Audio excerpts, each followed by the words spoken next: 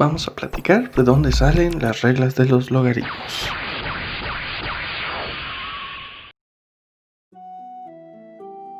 Los logaritmos aparecen y se pueden definir a partir de diferentes ámbitos. Un primer ejemplo sería a través de el área bajo una curva. El que sea un área significa que lo podemos definir a partir de una integral, en especial de esta función. Pero esa no es la única forma.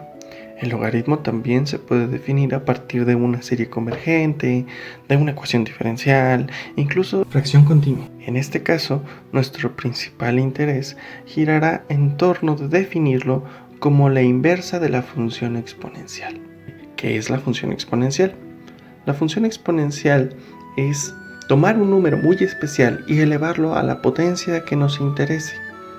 Este número especial es aproximadamente 2.71821, pero ese no es su valor exacto. El número e, llamado así por Euler, es un número trascendente, de manera similar al número pi. Eso significa que tiene una expansión decimal infinita y que no es un número racional. Ahora, esta función se puede definir a partir de límites, una serie, una ecuación diferencial, como el caso del logaritmo. Incluso existe una relación muy interesante entre el exponencial y los números complejos. Si no conoces de números complejos, no te preocupes, no nos enfocaremos en ese tema.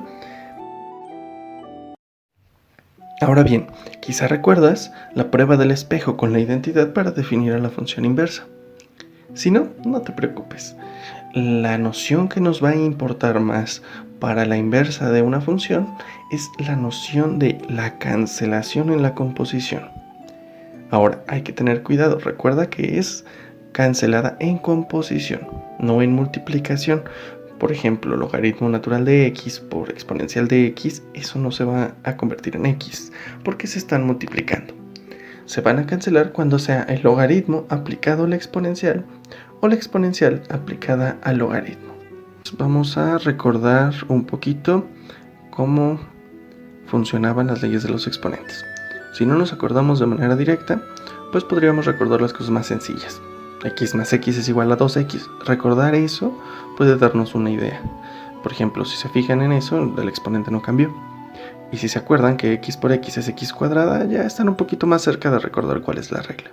Entonces los exponentes en x por x igual a x cuadrada, cuando no hay exponentes son 1, entonces lo que hicimos fue sumarlos, no multiplicarlos.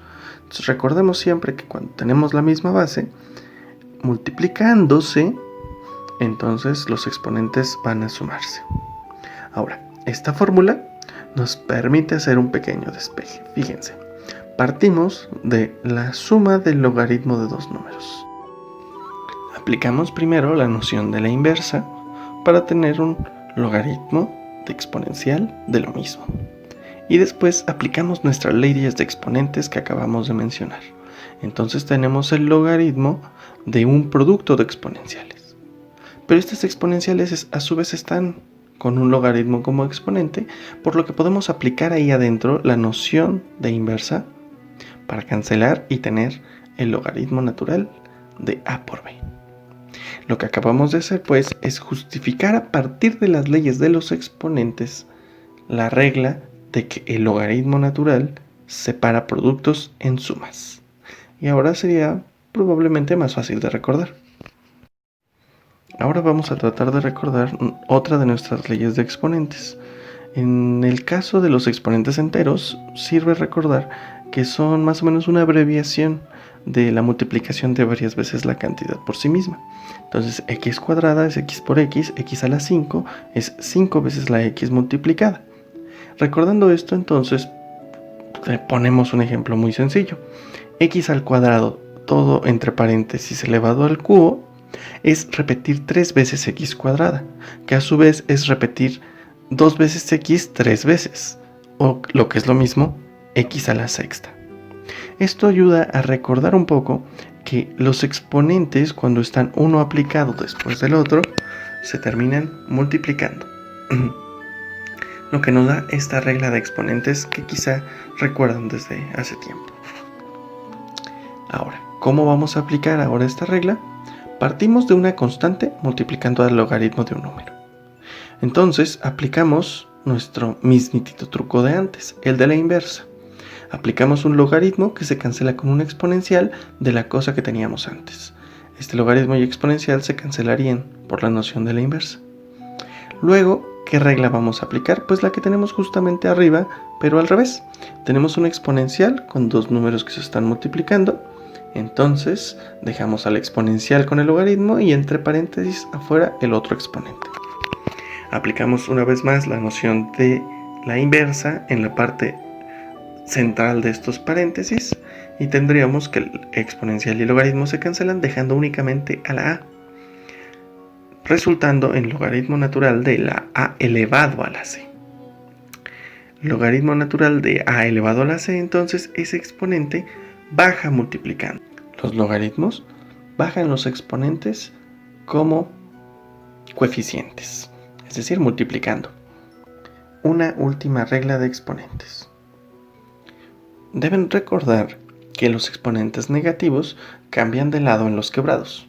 Es decir, x a la menos 1 es lo mismo que 1 entre x.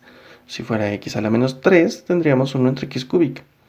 De esta manera funcionan los exponentes negativos. Entonces, sin agregar más, podemos deducir otra de las reglas de los logaritmos. Partimos del logaritmo de una división y aplicamos leyes de exponentes. Como la b está dividiendo, la ponemos arriba multiplicando con un exponente negativo. Como ahora tenemos un producto, aplicamos una de las reglas que ya conocemos para separar el producto en una suma de logaritmos. Y finalmente aplicamos la otra regla que conocíamos para bajar el exponente de la b como signo negativo. Entonces tenemos esta otra regla que quizá aparezca en sus formularios, de que el logaritmo de una división se separa en la resta de los logaritmos. De esta forma hemos logrado construir y recordar las reglas principales del logaritmo natural. Siguiendo este mismo tipo de razonamiento, podríamos deducir otras reglas para los logaritmos, teniendo cuidado siempre de que tenga sentido con lo que hemos construido antes. Particularmente hay que tener cuidado con los signos de los números que puede tener a, b y c en estas reglas de los logaritmos. Ahora veamos cómo a partir de lo que hemos construido podemos hablar de logaritmos respecto a otra base. Logaritmos respecto a base a no es otra cosa que sustituir el número e del exponencial que vimos antes por otro número cualquiera a. Es importante que este número a sea un real positivo. En principio. Ahora, veamos cómo esto lo podemos convertir en logaritmos naturales. Si partimos de que la x es igual a elevado a la y, aplicamos logaritmo natural de los dos lados aplicando las reglas que conocemos para bajar a la y multiplicando. Despejando, podemos ver que el logaritmo base a de x, que de hecho era la y, en realidad lo podríamos definir como la división de dos logaritmos naturales. Entonces, el logaritmo natural de x base a no es otra cosa que la división del logaritmo natural de x entre el logaritmo natural de a. Entonces, a partir de esto, podríamos hacer cuentas muy similares a las anteriores. Se las pongo aquí por si gustan revisarlas con detalle, para justificar que los logaritmos con cualquier base a siguen cumpliendo las reglas de separar productos en sumas y bajar exponentes multiplicando. Ya saben, la consecuencia de estas dos es que separe divisiones en restas y bueno, algunas otras reglas que se podrán deducir. Entonces, las reglas de los logaritmos naturales se heredan a estos logaritmos con otras bases, aunque no todas ellas. Ahora, y para ir terminando, me gustaría mencionar un poco ¿qué pasaría si intentamos obtener el logaritmo de números negativos? En principio, se les va a decir que los números negativos no pueden tener un logaritmo. Es lo mismo que se les dice cuando están aprendiendo a sacar raíz cuadrada y les preguntan la raíz de menos 1. Y de hecho está más relacionado con ello de lo que creen. Existe una identidad muy famosa llamada la identidad de Euler o la identidad de Euler para los cuates. Esta identidad es muy famosa e importante porque relaciona 5 de los números más importantes de las matemáticas. El número de Euler, el número imaginario, la unidad imaginaria, pi, el número de los círculos, el 1 como neutro multiplicativo y el 0 como neutro aditivo. Estos 5 números se relacionan a partir de esta simple expresión. Si están interesados en ello, tal vez después pueda hacer un video explicándola brevemente. Bueno, pero si partimos de esta identidad de Euler y hacemos algunos despejes, recordamos que definimos logaritmo como algo que cancelaba la exponencial. Entonces, estamos concluyendo que el logaritmo natural de menos 1 es i por pi. ¿Esto podría tener sentido? Bueno, se los dejo ahí por si tienen curiosidad, si creen que entonces los logaritmos negativos son números complejos o se puede sacar logaritmo natural de números complejos. Y bueno, esta es la parte divertida de las matemáticas, que es explorar cómo podemos usar lo que ya sabemos para desarrollar más conocimiento. Por último, permítanme agradecerles por estar atentos a este video. Espero que les resulte útil o interesante por lo menos. Y pues sigan con sus estudios.